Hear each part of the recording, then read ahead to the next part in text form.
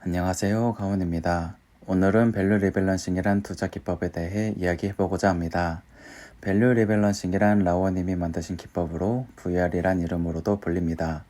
저는 처음에 미국 주식 무한매수법이란 도서를 통해 알게 되었고 무한매수법 카페에 추가로 업데이트되는 글들을 보며 공부를 했습니다. 무한매수법 카페의 링크는 고정 댓글로 올려두겠습니다. 제가 공부하며 정리해뒀던 글입니다. 해당 정리 내용이 올라간 블로그 주소도 고정 댓글에 같이 올려두겠습니다. 이 영상에서는 제가 공부한 내용을 조금 더 간략하게 정리해서 알려드릴 생각입니다.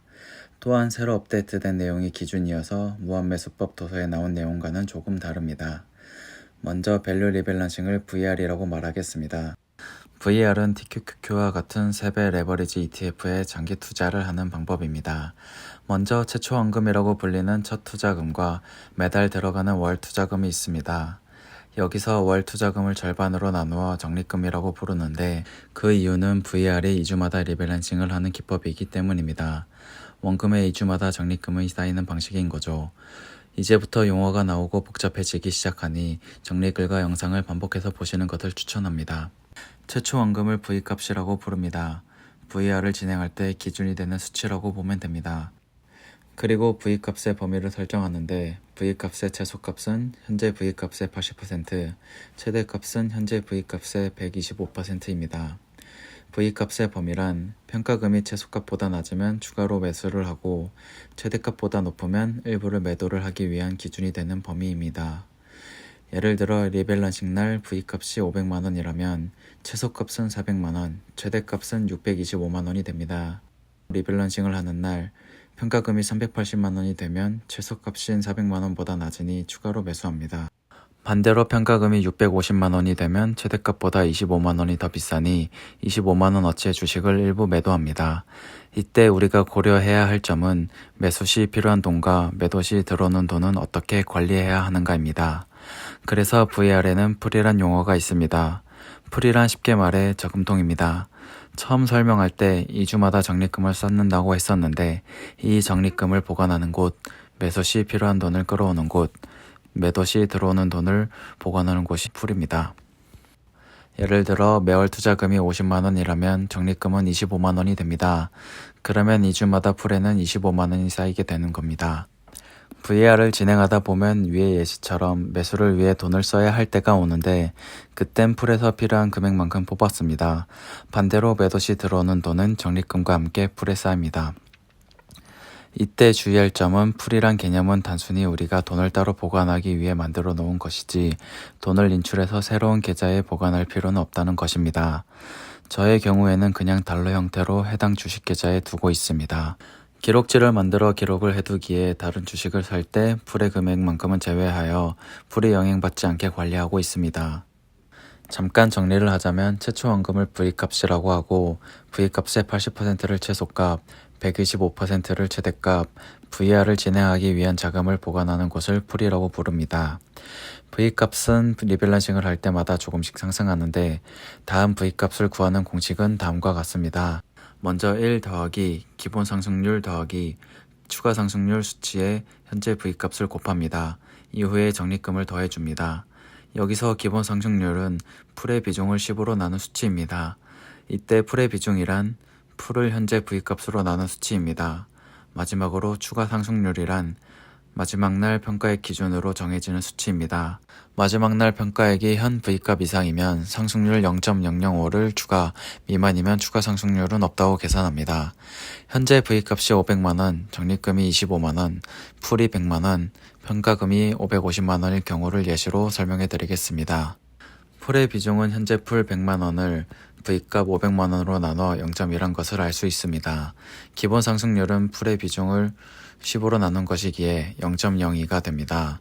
추가 상승률을 구하기 위해 현재 평가금을 보았더니 평가금이 V값 이상이니 0.005가 됩니다. 그렇다면 아까 우리가 구해야 했던 1 더하기 기본 상승률 더하기 추가 상승률 수치는 1.025가 됩니다.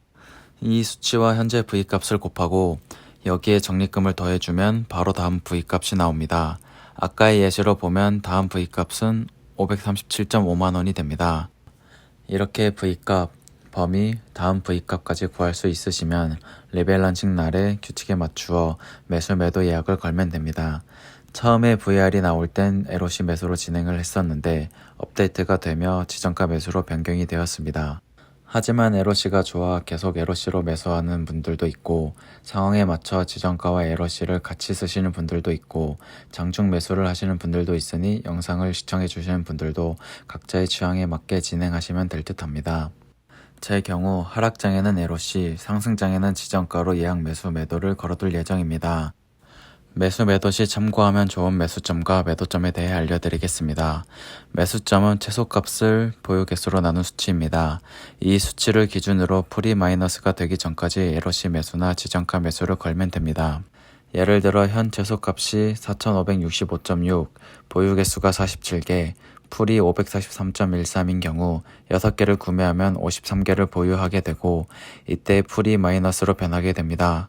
그러므로 5개를 매수하여 풀이 마이너스가 되지 않게 유지합니다.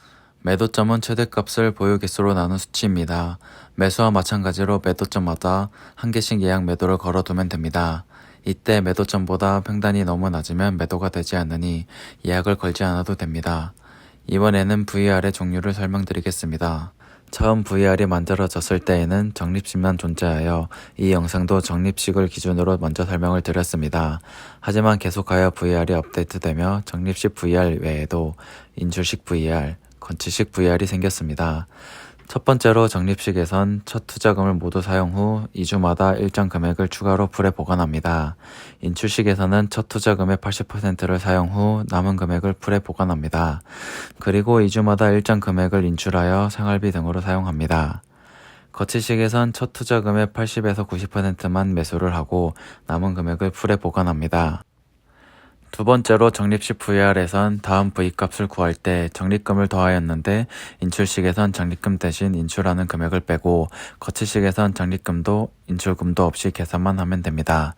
세 번째로 한 사이클 안에서 적립식 VR은 풀의 75%, 인출식 VR은 풀의 25%, 거치식 VR은 풀의 50%까지만 사용합니다. 이는 하락장이 심할 때 무분별하게 매수를 하는 것을 막기 위함입니다. 이렇게 제한점을 두면 하락장이 계속하여 이어질 경우 리밸런싱을 하며 풀의 수치가 줄어들겠지만 풀의 완전 소모를 막을 수 있습니다.